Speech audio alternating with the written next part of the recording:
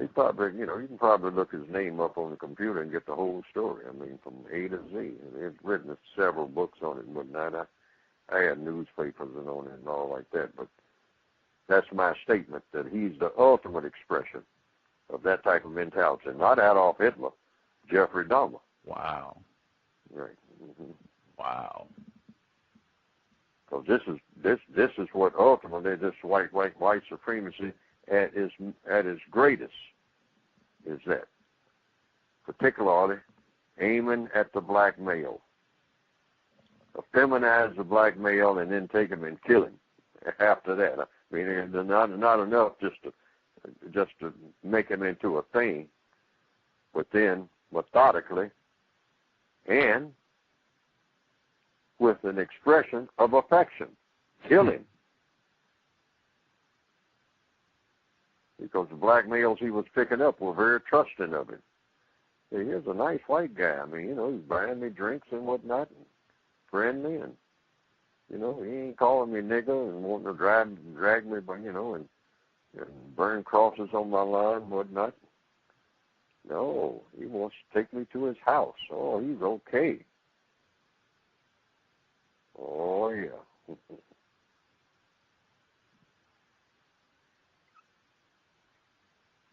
Got to be some reason why a person would even think like that.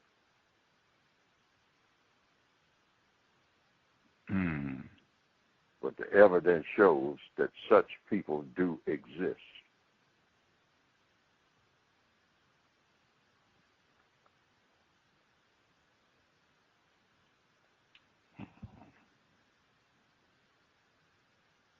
Wow. Never even heard anybody mention Jeffrey Dahmer as, a racist or a racist suspect or anything. Well, he would be a racist suspect just by being white, according to the code. Mm-hmm. He's able to be a racist, so he probably is one. That's code, according to what I've written. Yes, sir. And I stick with that. If a white person in the system of white supremacy is able to be a racist, he or she probably is one, period. That doesn't change until the end of white supremacy. Mm. That's the criteria for that. So that's a given. Wow. Based on what? Logic. Not panic, not irrationality or whatever that means. Not, just being super judgmental up front. No. That's logical. It's logical to believe that because it's dangerous not to.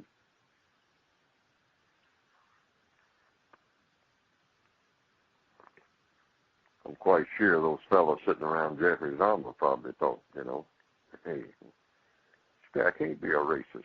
He likes to hang out with black guys, Mm-hmm. all the time, Plenty of white guys around here. I mean, usually, he stands out. He don't even care what white guys think. He sits over here and drinks with the black guys. He's okay. Yeah, so he's an interesting study, but I say that he's the ultimate expression. Because see, that's basically what the white supremacists do.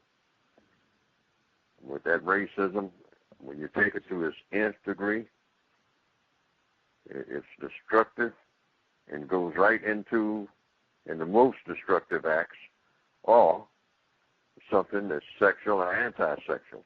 That's why I put that in my book long before there was a Jeffrey Dahmer.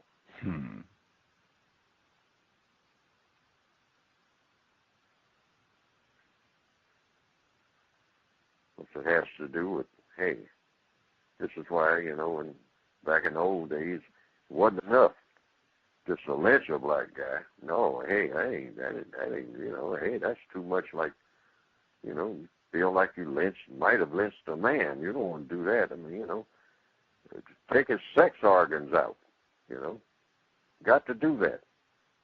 The Cows, Gus T. Renegade, in for another broadcast, hopefully to share constructive information on the global system of white supremacy. Today's date, Monday, I think still June 2, 2025. So I have been told. What a Monday. What a Monday. Jeez. Still here in Milwaukee, covering the Sade C. Robinson murder trial, continuing Tuesday morning, hours away. So it's 10:45 p.m. Central Time. Trial will commence in about 10 hours. Almost 10 hours, exact 10 hours on the dot, 8:45. So exactly 10 hours from now, we will be back at it. Cannot wait. But I mean, it was all day long. And for listeners, our normal broadcast time is 8 p.m. Eastern, 5 p.m. Pacific, or 7 p.m. Central. Now, for the broadcast, as we've been doing trial coverage, it's been 7:30 p.m. Central. Today, if you check, I thought we would be a little bit late because I was going to be doing extra research this evening around the case. So I delayed the broadcast until what I thought would be reasonable, about 9:15 or so.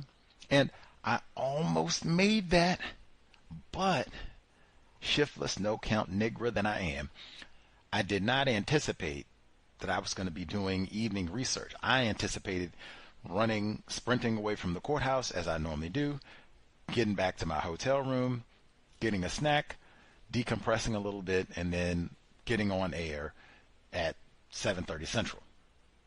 Since I was doing research and such, I did not get to eat today. Eat dinner. I packed my goodies. I've pretty much got my routine down, so that I pack all my water, tea, notepad, everything, computer, everything that I need, including snacks. I'll have food, nuts, dried fruit, someday even more substantive food sometimes, but everything I need so that I can get through an entire day of court. Same way you would pack, if you're going to work, if you're going to pack your lunch and whatever else you need to get through a full 8-hour day. I mean, it's every day going to court, getting there pretty much like 8:30 or so, sometimes a little bit earlier, and being there until 5 p.m. And literally today, testimony went until 5 p.m. So I generally do a great job of packing. I just didn't anticipate that I would not be coming back to do dinner at a reasonable time. And Gusty had lunch with a group of young ladies across the street from the courthouse, and one of them was mocking me for having vegan food. I told you, many of the folks around here have been fascinated. Like, what? You don't eat? For real? You don't? What? I don't know what's up with that. I know they do eat a lot of dairy in Wisconsin in general, so anyway, but they have been very fascinated about vegan Negro from Seattle. So they go to the place to eat, the cafeteria for the college that's across the street from the courthouse. And so I didn't think they'd have too much vegan, and I was prepped. I'd already brought my food. So I pull out my kimbap and like Korean sushi. I pull out my kimbap. I'm ready to dig in. And I had lots of food options too. I think I had like banana chips and water and tea. I did have some iced tea as well. So I pull out my goodies. Like, whoa, what the? Oh. And so they're like, oh, sushi, which it basically is. I'm like, oh, I love sushi. It's like, well, there's no fish in this. And they're like, really? It's like, yeah, I'm vegan. I'm like, what? And so the one young lady who was pretty attractive, I was like, oh, good choice. Yeah, I'm going to thinking about that. I'm going to about do my detox. And she seemed a little more cautious about what she eats. She just was leaving the gym. The other young lady, not as concerned with her diet, which is, whatever, what white people want, really. And so she's mocking me about my food and, oh, that's lame and gross and all this other old stuff. And so after she mocks me for about 2 minutes, and she's like, well, what's in it? And I said, well, nothing that crazy. I mean, it's vegetables, tofu, rice. I mean, it's not that crazy. If you eat Chinese food ever at all, you have probably eaten something similar to this, maybe minus the seaweed, but something kind of close to this, just mixed in a different form. If you do Chinese food at all, maybe you don't. And she's like, well, rice, carrots, vegetable. Eh, do you just want to try a piece? I mean, it's like pieces of sushi. So I'm like, do you want to just try a piece? That way, you'll see if you're gonna gag and die. Okay. So she grabs it, but it's not one of those enthusiastic like, dive right in and jump. It's more like, I don't know. It looks kind of gross. I don't know. Like, she's real hesitant because she's mocked me for 2 minutes about this. So, now to turn around and, I was mocking you for a reason, I think. And so she finally puts it in her mouth, and we're all waiting, looking like, all right, what's the verdict? So she takes a couple chews and she waits. And so after she got about 5 seconds into it and she didn't like spit it at me or anything else, I was like, all right, see, I told you it's not that bad. You would have, spit it out already. She's like, it's not bad. We went through all this. You done mocked me and everything else for you to say, it's not that bad. So she munches on it, and by the time she gets through the whole piece, she's like, man, that's actually pretty good. Like, where did you get that from? Like, dang, I could have one of those for lunch, man. You say there's no meat? Wow, what's in it? Let me see the wrapper. You got that from Trader Joe's? Wow, okay. Like, man, woo. Try not to judge things if you haven't experienced. I mean, it could have been totally different if she said, oh, I tried that before. It was gross and icky. Like, oh, okay, well, you tried it, not your cup of tea, as they say. No problem. But you haven't even tried it? Hush all that up, man. Like, give me a piece. Then I'll let you know if I like it or not. Now, she enjoyed it. I said, do you want another piece? Sure. Now, that becomes important because, as I said, at this moment, noon, lunchtime, I didn't know today was going to be the longest Monday in the history of the world, and that the Sade Robinson Research Project would continue well into the evening, 10 p.m., ongoing. And that would disrupt my dinner plan, so I couldn't just go and eat dinner at a normal time. I had to eat dinner like minutes before we went live on the air at 10:45 p.m. Central. If I had known that, I would not have shared any of my lunch because I would have tried to get every rice grain and bit calorie, anything else that I could have stuffed in my mouth. Like, I will need all of this sustenance to last me. Like, I got a full 10-hour shift of work going, not going to have time to get anything but water. You will be able to go home and eat and whatever along the way, so you do not need to be stealing my food that you just mocked. You're going to be all right. Gus T suffering. Anyway, survived the day, but woo, it was chock full. And I mean all flipping day long. Woo.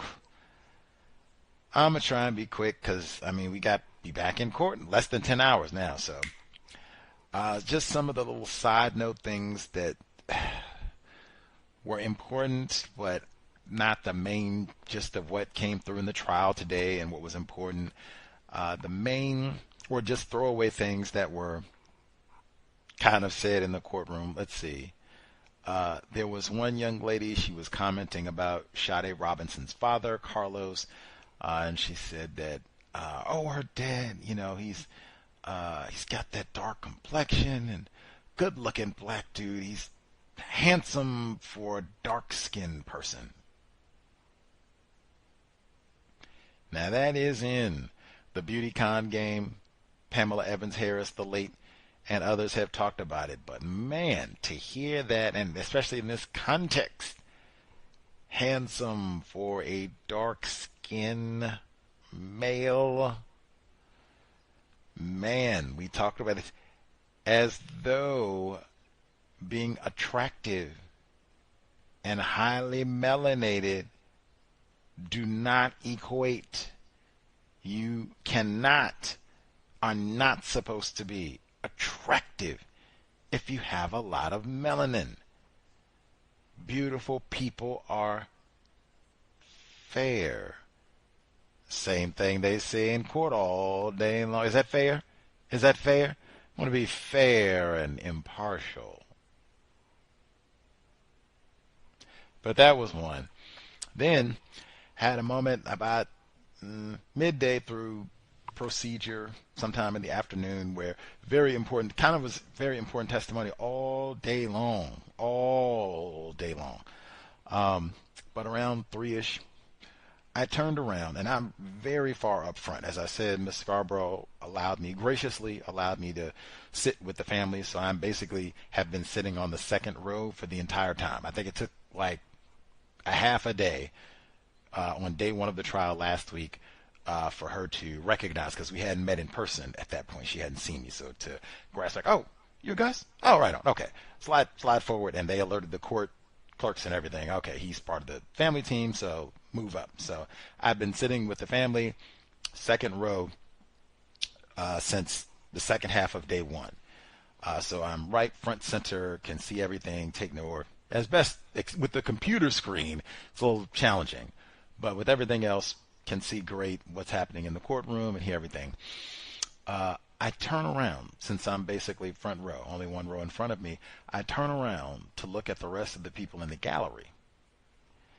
The entire row that I'm sitting on, the entire row behind me, and the entire row 2 rows behind me, full. Lots of people packed on all 3 of those rows.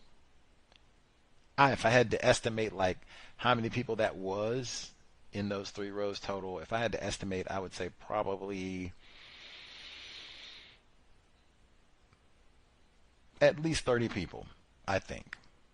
Maybe I'd go as low as 25, but that seems a little, I think in the neighborhood of 30 people. If it was 27, maybe I wouldn't be stunned, maybe, but I think a good 30. So out of these 30 people, full 3 rows, Gus T was the only black male in the group. No, I did have to pause, and I think I even cursed in a whisper when I turned around and saw it. Like, damn, wow, what? And some of the folks looked at me, what's wrong? I turned back around like, okay, sorry, focus back on I don't think a witness was on the stand, so I wasn't being, unprofessional or disruptive to court, but just I took that moment to twist, and it went across my eyeballs like, wow, it's just females. Lots of females, no dudes. So later on in this long Monday, I had one of the black females who was out on the search team with Sade's friends, strangers, relatives, this time, or April of last year, when she went missing, and folks who were trying to find her. And I said, it was only females on the first 3 rows. And she said, oh yeah, dudes do not care about us out here at all. Full stop. She said the guys out here have what did she call it? He hate her club, something from the Little Rascals. I fell on the floor because I had never heard this before. But she said that they do not, that has been the pattern for the duration of this. Not that there are no black males, because I have seen black males in court. Obviously, her father has been there, her uncle has been there every day, and there have been other black males throughout. But today, June 2, 2025, afternoon court session, the not the first row with the family, but second row, third row, and fourth row, I was the only male.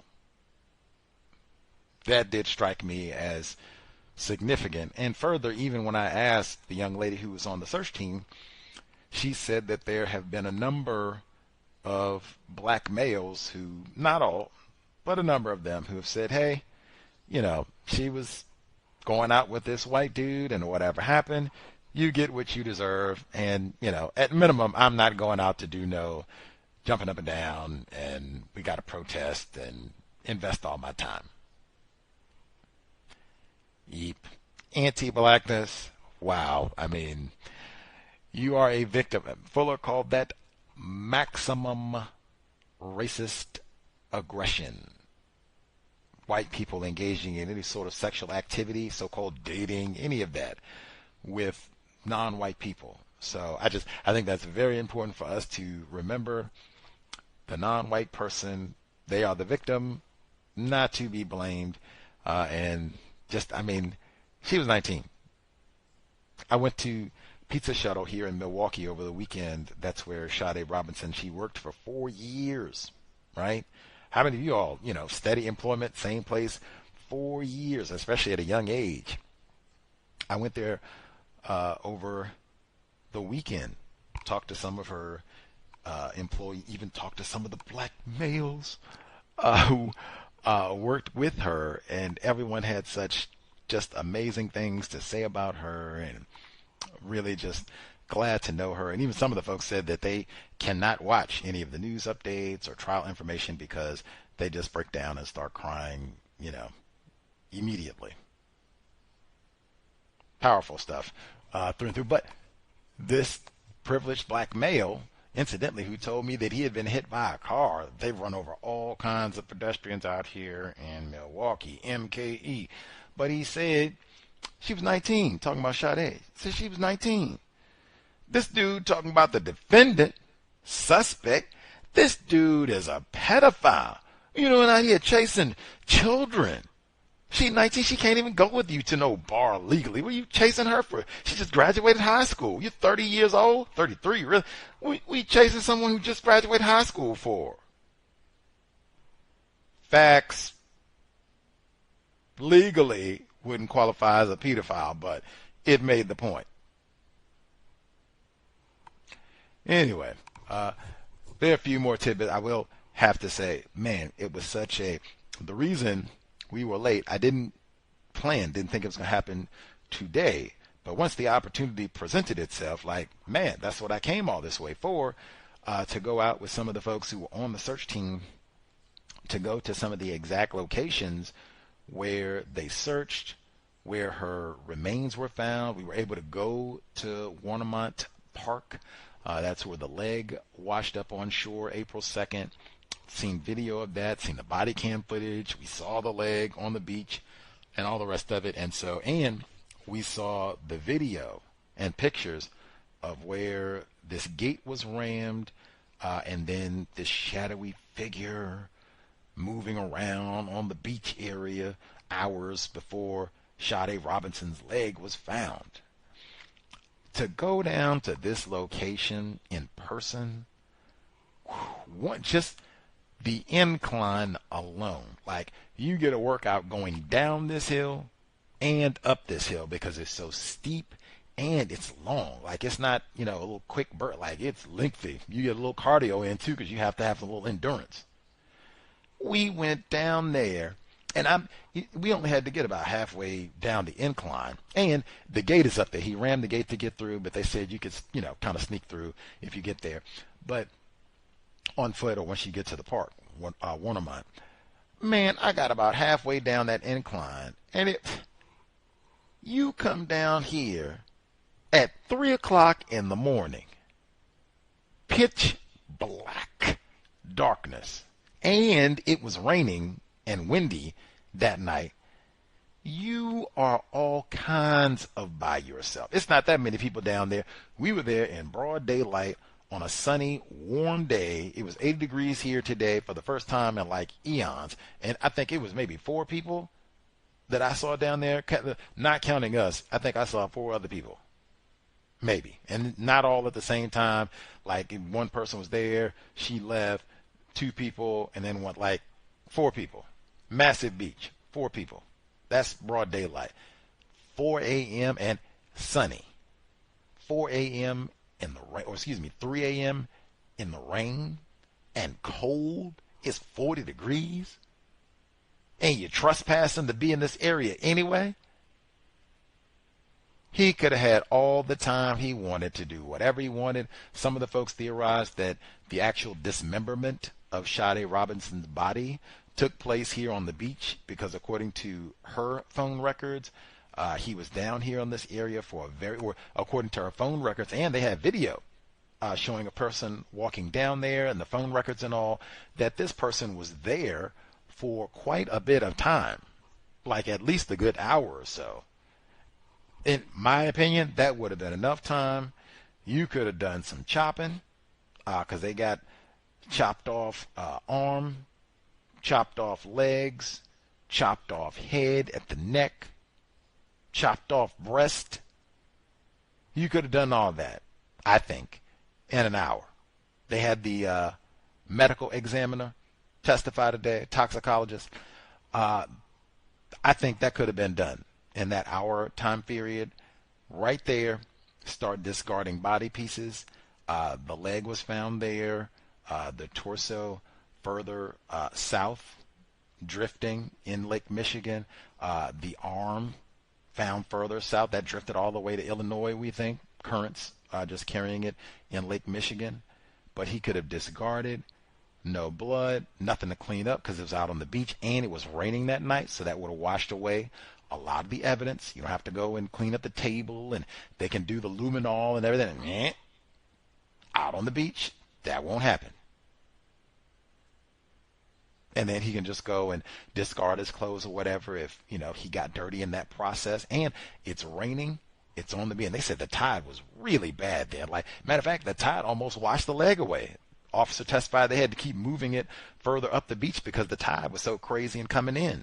That's why I said he would have had all that time to himself. He knew this area, and it would have washed away a lot of the evidence, blood, whatever other debris that would just never be found. But we go down there. We go to some of the other locations where video camera picked up Sade Robinson's vehicle when we theorize Anderson was driving the vehicle. You could see the vehicle damage from where he had driven the car and broken the gate at Warnemont Park to get down to that secluded area to the beach.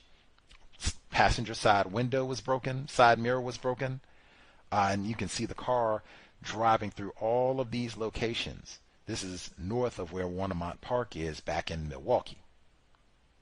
Black people live in these regions, and the cameras are picking him up driving around. And they got this map, I forgot the exhibit number, but it matches up all of the places where he's driving around, and or cameras caught him walking on foot same morning, April 2, and then they mark on the map where are the places where you found her human remains. And it matches up so nicely with where he drove, where cameras picked him up, where he walked on foot, as though he could have been driving through these very areas that morning and going and depositing human remains as he rode through the area, and then finally went to dispose of her vehicle, burning it.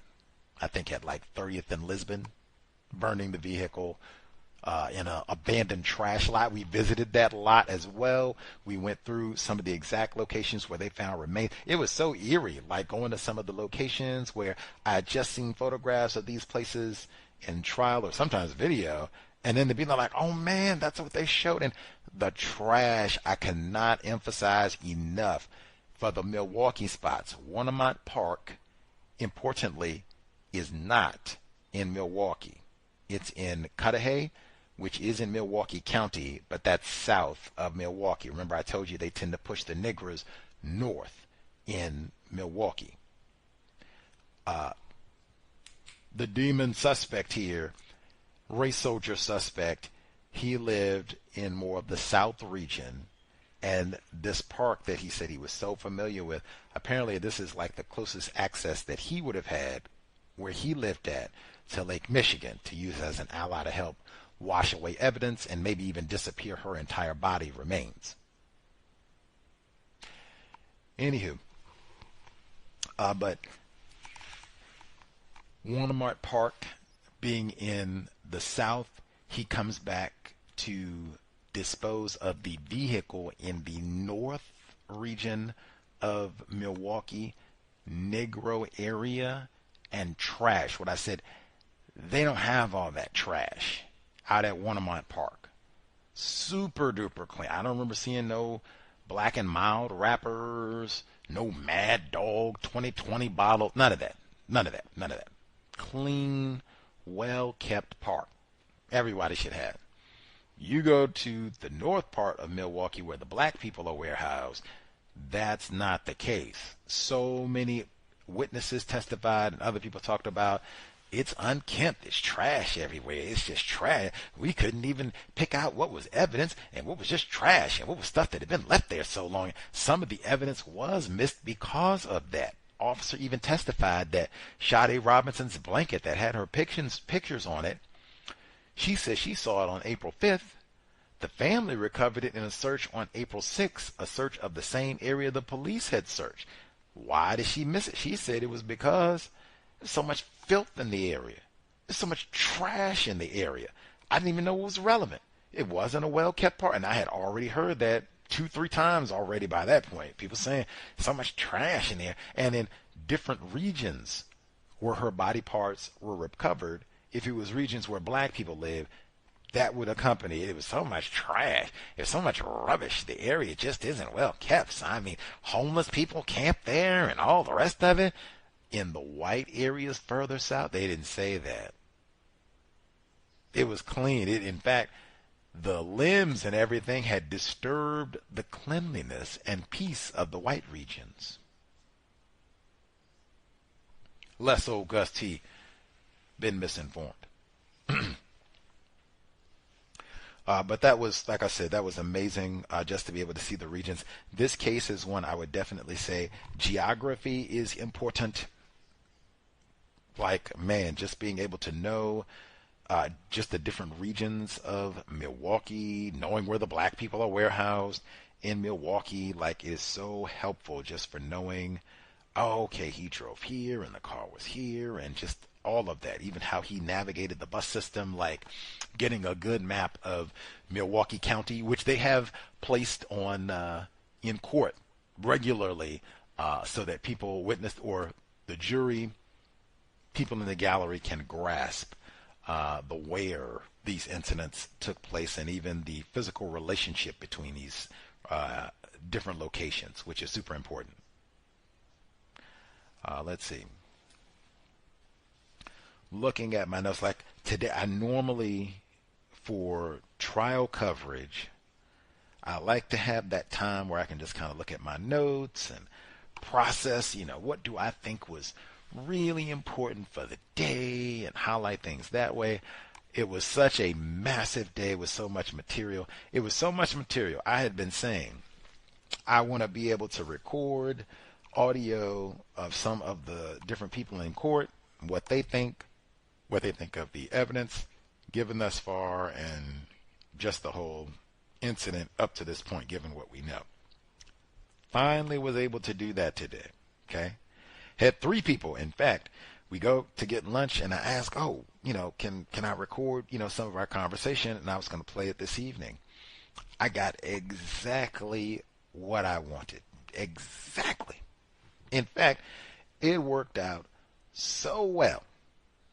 I never get to have lunch, young black females, period, even, elderly black females. Hey, let's do lunch. Like, what? Never.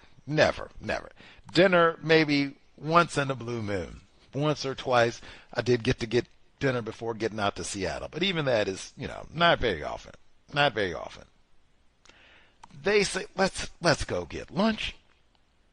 Lovely young black females, really attractive young lady who I said, Just went to the gym. Says, oh man, I love talking and making white people uncomfortable. Do it? What? Who? What? So we start talking to us, can I record you all for the podcast? She says, oh, absolutely. Yeah, let's do it. Which they all said. I'm like, great. Okay. So they're giving their input, which is all tied to racism. We talked about the jury and everything. The attractive young lady, we've been talking for about 5 minutes, and I'm, satisfied thinking, great, I got great sound clips. I might even make this the intro for this evening, and so y'all can hear what some of the local people who live here, black people who live here, what do they think about all this? Black females who live here, what do they think about all this? I got to the end of the 5 minutes. I was about to turn it off. The attractive young lady, victim, she says, are you still recording this? And I said, oh, my fault. I was going to go turn it off. She said, oh, no. I want this on the record. It's like, oh, my fault. And she went right to racism. That's what I said, like, spectacular. Like, what? So we talked about the case, racism, for the whole lunch when they weren't, or the one young lady in particular wasn't mocking my food and then eating it all. So we go back to court. Man, I haven't even said anything about court. That's how I haven't even said anything about court in terms of testimony. I told you about the gallery and the lack of males and whatever, but I haven't even said anything about court. Oh my God. What? Woo, man. I normally, like I said, I would go over my notes and I would kind of pick out, okay, these are things, highlights, what I thought was important for the day, why it was important, can kind of do things. I really have not even had a chance to look at my notes, and I took a massive amount of notes today, just massive. Haven't even been able to review them. Couldn't catch them. I just was able to eat, and I was thankful that I was able to do that because I was starving. Notes, just testimony from today. I think the prosecution did another fantastic job. I thought they did really great work on Friday, and they followed it up with amazing work again today. In my opinion, in no particular order, just some of the things that stood out, and this was later in the day. The latter portion and kind of where testimony ended at this evening was following the surveillance footage of Sade Robinson and the suspected racist defendant on the evening of April 1st, tracing from the moment that they joined together physically at the Twisted Fisherman bar, restaurant, tavern, whatever you want to call it, a little after 5 p.m. on April 1st. Just going through that whole timeline of all of the different cameras that capture them at these different bars, out on the streets and such, as they're driving from one location to the other, but going through all that surveillance footage and then really picking it apart. What are they doing? What's happening when they're at the bars? What are they doing? Man, they show them doing shots at the Twisted Fisherman. They show her getting some sort of drink. They show the white bartender coming back. Let's do another round of shots. And you can clearly see Sade Robinson shaking her head. No, I'm good. No thanks. Not even 5 minutes elapse. Bartender comes back around, made some other sort of shots. 3 glass, boom, boom, boom, here we go, bang. I just tell you I'm good. Forcing it. Then they leave there, they go, I believe, Duke's. Go to another restaurant. They go here. Same thing. Drinking. Beer pong.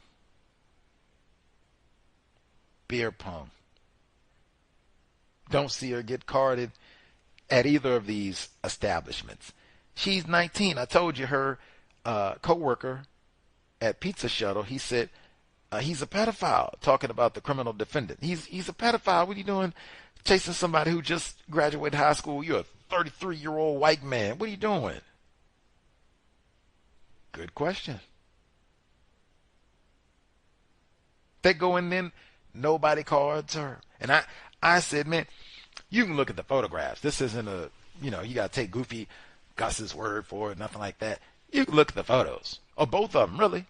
Now, does Sade look like, oh, she good 25, she don't need to be carded. Get out of here. I'd give her, if she came in here and asked for a case of Mad Dog 2020, I wouldn't think twice about carding her. She looked like she about 25, 28 years old. 19.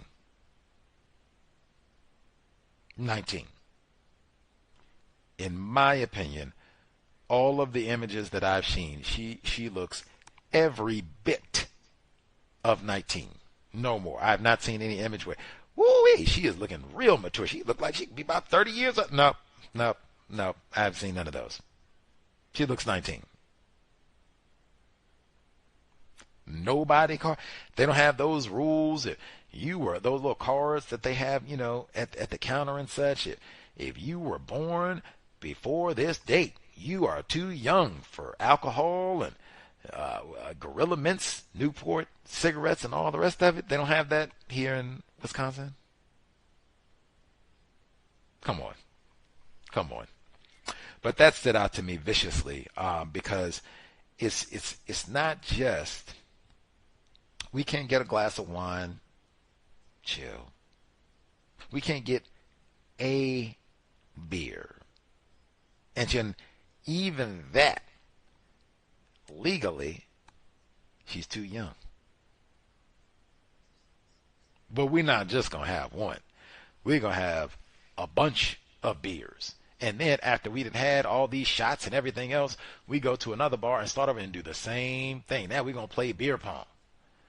And just drinking games and drinking games and drinking games. Like, come on. This is not just a male who is substantially larger than Sade Robinson, which means he'll be able to consume more alcohol. He has a tolerance level. He's 33. He's been drinking, talking about the criminal defendant, he'd been drinking liquor for about as long as Sade Robinson had been alive at that point, being truthful. What they say, drink you under the table? Oh, yeah. That's what I suspect all of this. I'm going to go to bars where they already know me. I'm, chummy with the people who work there. So maybe they'll be a little more lax about carding. But even for me, that's not an excuse. You just got white people that are aiding and abetting, because even if you're my homie and my coolest of cool, like, we still got a liquor license. I got to lose my liquor license because you dating some young honey who's too young to be here? We got to give up our liquor license on that? No, I'm good. I'm good. Like, no. Not carded at any of these establishments. And like I said, it's binge drinking. It can't just be, like I said, we drink one serving, keep it, we'll get you a little bud. No. Bunches and bunches. And for someone who's not accustomed to drinking, now the prosecution did point out Sade Robinson, she didn't appear to be, staggering, at least to the point that we've got. Now, we haven't seen everything yet, but at least to the point that we've got. She was driving.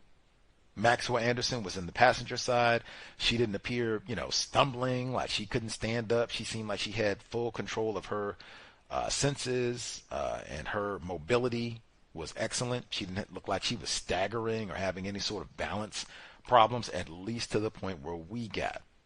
I'll, update if things change. But at this point, none of that seems to be the case. So, yeah, it was just more questions as to what was done, when was it done, that sort of thing. Let's see.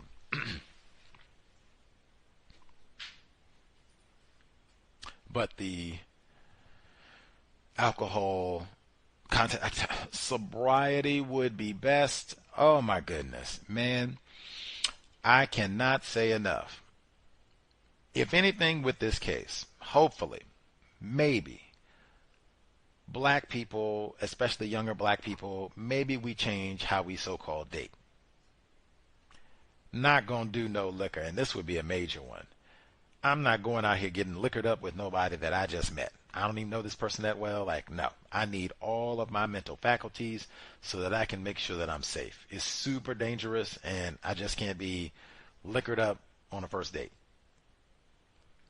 Like, major changes to our conduct around dating. And I mean, it would include a lot of that. Not dating white people. It would include a lot of like radical changes with regards to just safety. And again, it's not about morality. It's not about. I wouldn't even think of what the excuse is. The only motivating factor is in a system of white supremacy racism. It's a lot more Jeff Dahmers apparently than we know, and they are very successful because who gives anything about a black person? Who cares? I heard that repeatedly today that, man, you want to get away with crime, come to Milwaukee. Especially if you want to do some killing, come to Milwaukee. Like, they said so many people are successful with murders. The police is inept. They don't put in the time and or corrupt and inept. But come to Milwaukee if you want to get away with crimes. They said Maxwell Anderson, he may have known or at least been thinking, hoping that that was the case, that, hey, I can go do my thing and be infamous Jeff Dahmer and they'll never even catch me. Burn the car, get rid of it. They'll never even know.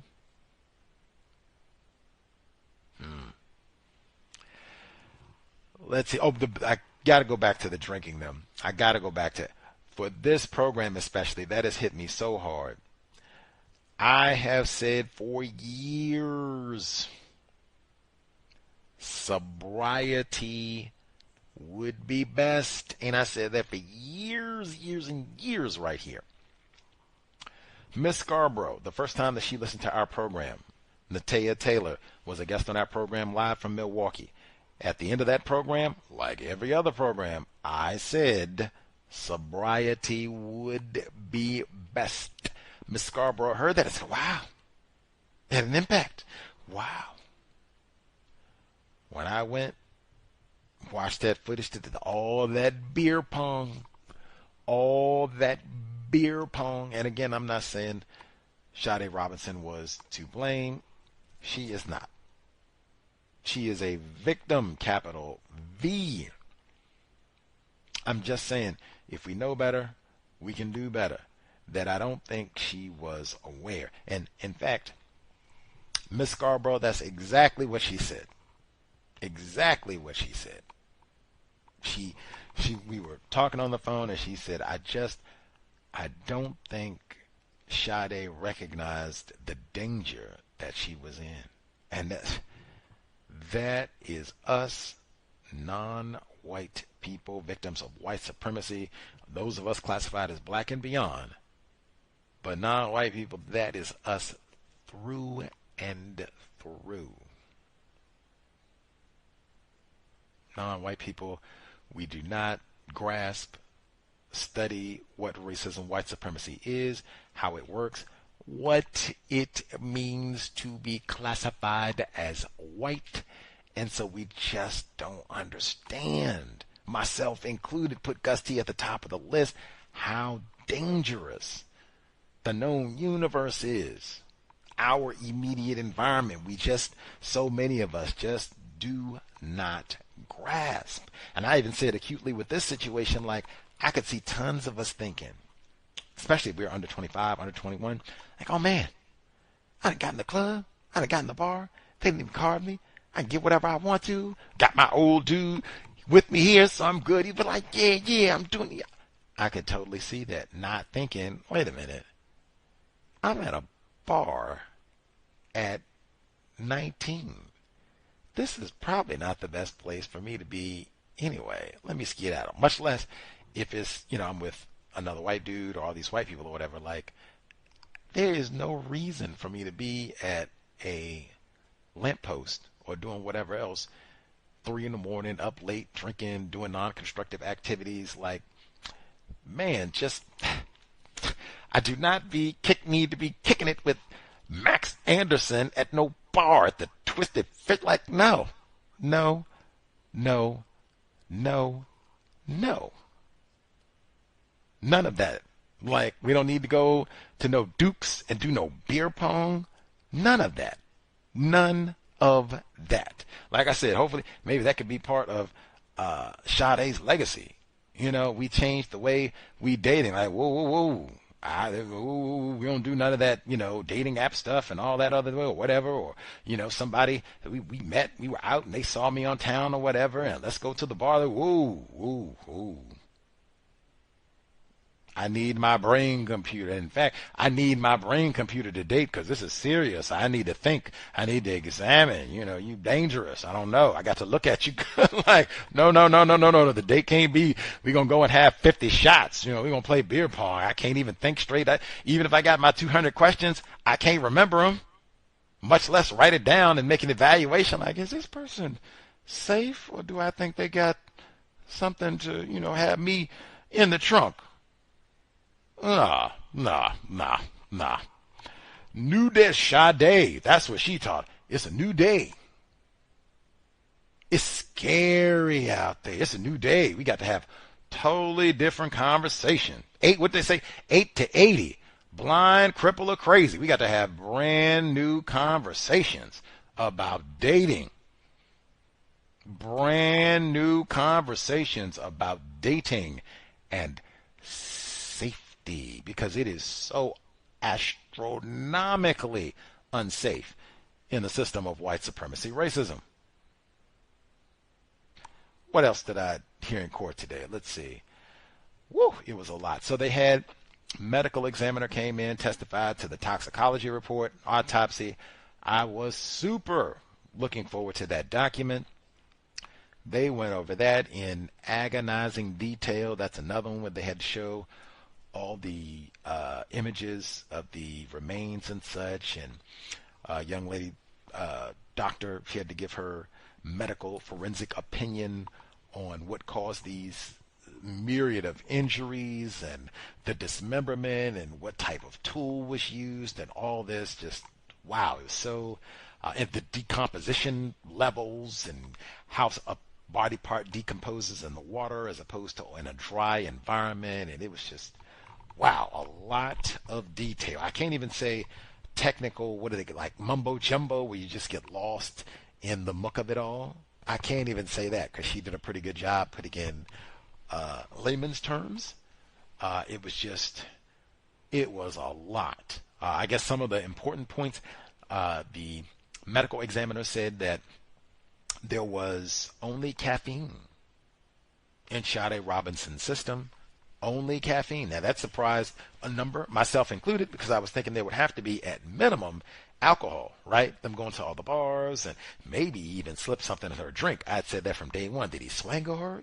Something like that. But they said only caffeine. Now, they did add detail to this. The medical examiner said that they conducted a test on the muscle tissue that was amongst the first remains that they received, and they added that muscle tissue is not the best to test for alcohol or other substances. Toxicology report. Muscle tissue is not the best. Blood is preferable. They didn't have a lot of blood because, as I said, we theorize, Max did a lot of this butchering on the beach, Warnemont Park. It was raining that night, and so all of that water from a variety of sources helped kind of wash away, cleanse the kill environment, which we think might have been down at the beach. In, I guess, the course of the medical examiner, she said, hey, no caffeine. We didn't have very much blood. We got the heart later on, but the torso was in the water, Lake Michigan, and so by the time we got it, and that was like a couple weeks later, August 18th, she said, the blood substance in the heart that likely had been diluted because of being in the water so long, logical, that might disrupt the sample, and make it challenging, difficult, maybe even impossible to locate, whatever might be in the blood because the sample's been compromised because it was left in the water so long.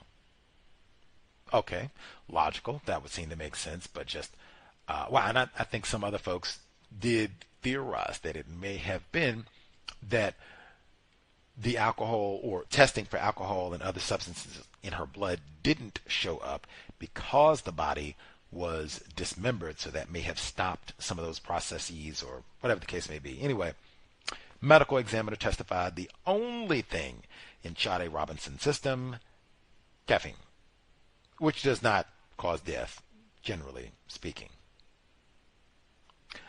Let's see, other important tidbits. Oh my goodness, the roommate, I forgot. That's why I said it was so much, just Jesus Christ. It was so much testimony today. So we heard from Max Anderson's downstairs roommate, Paul Warbington. That's how you say his last name. White man. But I thought he was going to be a defense witness because they mentioned him in their opening statement and talking about how he was a light sleeper and there's no way that Max could be upstairs slaughtering and killing and hacking and chopping off if he was downstairs trying to sleep, because he would have heard all of this, right? And so Paul Worthington gets called by the prosecution. So we're like, or at least I was like, wow, that's okay. Let's see what he has to say. Man, he gets up there and commences to talking about how old Max had said that he owned this property here in South Milwaukee County. But he says, I thought he was lying because it didn't seem like Max could hold a job, and he worked at the bar for 3 weeks and then he got bounced out of there. And I'm like, man, sink my boat, why don't you, man? Why did you come in here and talk trash? Anyway, he went on about how Max had all these wild holes in the yard. They showed pictures of the holes in the yard, how he would leave his clothes in the washer and dryer, and it really bothered Paul. He would go to other families so he could wash his clothes and not deal with all the wackiness. He said Max had 2 dogs that he kept in kennels in, that he kept in kennels in the basement, and that it would smell like feces because he wouldn't clean the kennels out, I guess, or I guess maybe even let the dogs out on a regular, timely manner so that they could go, do their business or clean the kennel. Max said, I can't be bothered. I didn't do that. So he said the houseman, they were not roommates, right? They didn't live in exactly the same house. This is like a duplex. And so Max had his own unit on top. And then Paul, he had his own unit. And then there was a basement. Paul said he didn't put his stuff there, that was more Max's place. He would go down and do his hammering and chiseling and tooling and all his power tools. He said he remembered going down and getting a handsaw one time for a neighbor who wanted to borrow a handsaw from Paul, so he got it for him. So they said today that on Tuesday they will continue with the exploration of Anderson's property, which will include tools that he had on the premises, knives, sharp objects. I think they said satanic and occult material, but I want to, double check to make sure I wasn't ear hustling incorrectly, but I'm real sure, because I was like, oh Lord, here we go, Swango again. And that's Jeff Dahmer too. Like, and what, just show the pictures. Like, that man, let's get to it. Tuesday. Here we go. 8:45. Let's get to it. Like, you gave me something to look forward to. Now we got the teaser. Let's get to it, man. Let's get to it. I'm trying, even because the housemate from this morning, I thought he had a lot of good information to share as well, just about the overall character of Max. He said that SWAT came and snatched him out of the house in his boxers on April 4 when they took Max into custody. Let's see. He talked about the holes in the backyard, his general unruly behavior, and he said that it was kind of a quiet, a stillness in the 2 weeks that led up to when the murder of Sade Robinson happened.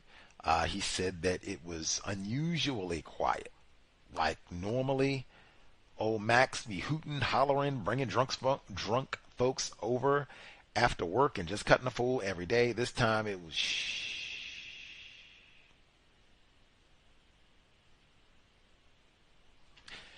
Any hoodles. Let's see. Get my court notes here. Make sure. Woo! Other tidbits of info from day 5 of the court. Oh my goodness. There were so many times where the prosecution did not cross-examine the Joseph Blanchard, or excuse me, Russell Davis. He owned the Twisted Fisherman, where Anderson worked for a time and where Sade Robinson and he went to get drinks. They didn't do any sort of cross-examination there. Let's see.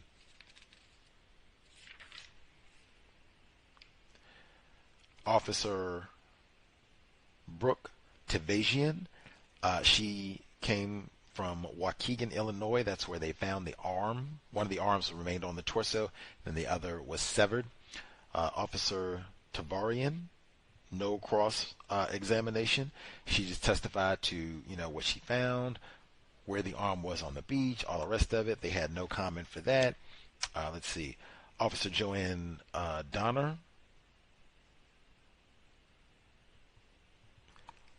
She was not cross-examined today, although she was returning to the witness stand today. She had testified before. Let's see. Anybody else? There may have been one or two other folks who did not get cross-examined.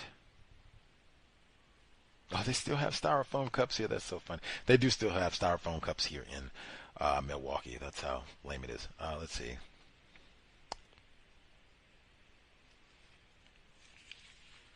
They showed Max vaping in the bar. I don't know what type of bars they have here, but dang, What this dude is some piece of work. Old Max, I'm gonna tell you, he is something. Let's see.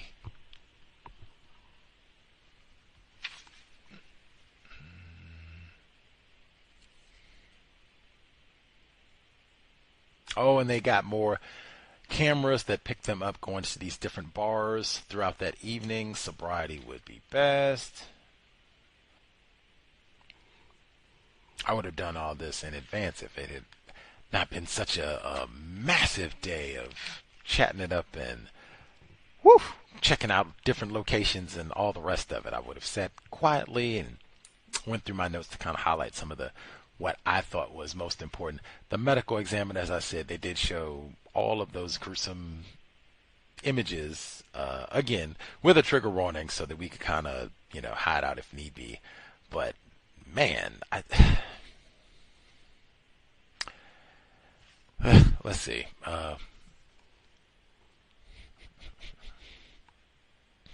Oh, wait a minute. One that I forgot from over the weekend. I had reported last week that they disclosed in court that Sade had 47 pills of methamphetamine.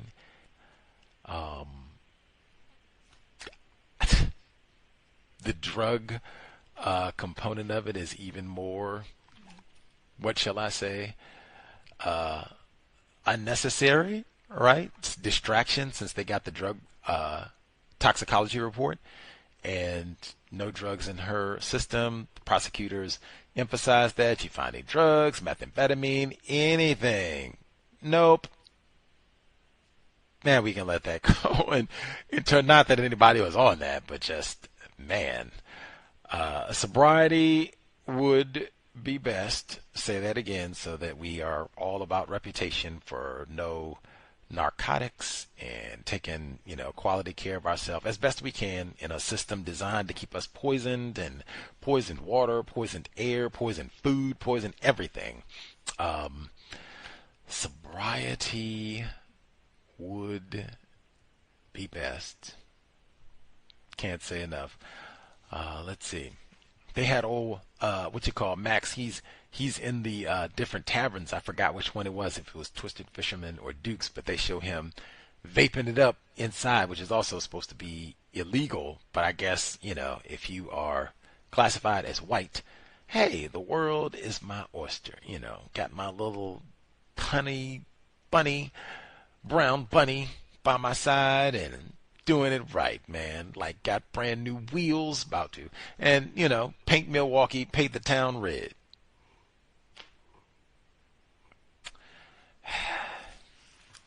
What does it mean to be white?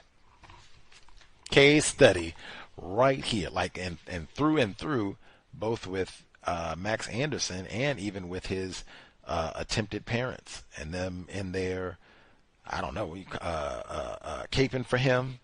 We'll make sure you get off, man. Get you the best attorney money can buy, man. And it couldn't just be, did you do all this? Nah. Let's see.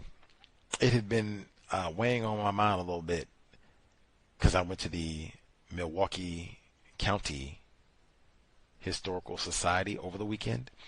They had a lot of news reports on Jeff Dahmer from the 90s and such. One of them was in the Washington Post, City in the Grip of Fear, Fascination. And I thought that was right with today's times and events and such. Milwaukee, it was quite quiet in courtroom 404. We're in courtroom 620 presently, but they were in 404 back then.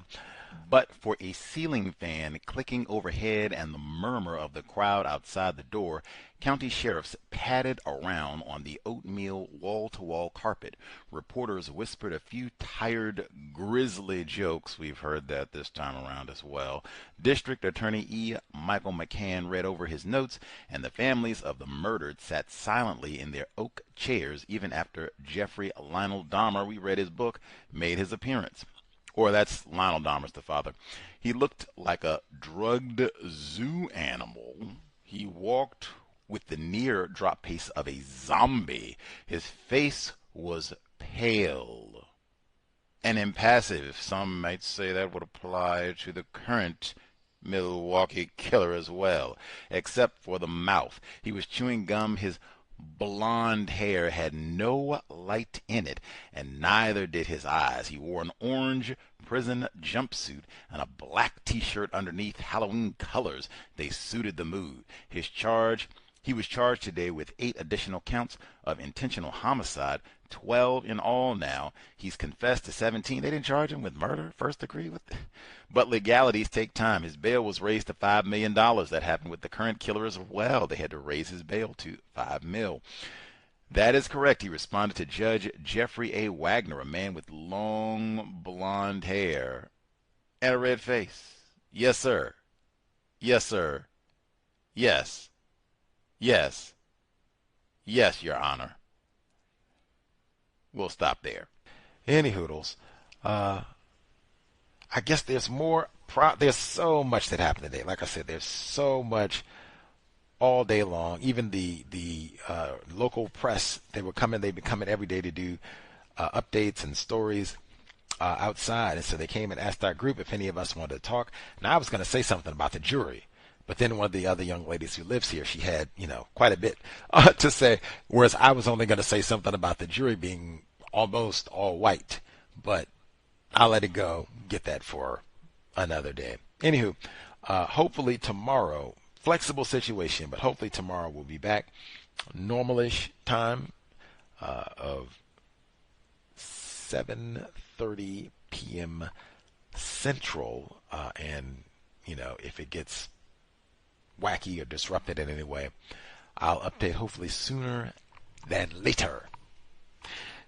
Any hoodles, with all of that, sobriety would be best. sobriety would be best. Especially if you have young people. Yes, they want to be grown, and I know it all, and you can't tell me nothing. Yes. Sobriety would be best. Creator, we ask that you help us remain patient with other black people, victims of white supremacy. We ask that you help us relax and use our time and energy to replace white supremacy with justice. Immediately remind us not to waste non-white people's time and energy, especially our own. Cows, signing out. Thanks all for tuning in. Nigga, you so brainwashed. I'm a victim, brother. Problem. You're a victim. Yeah. I'm a victim of 400 years of conditioning. Shut up.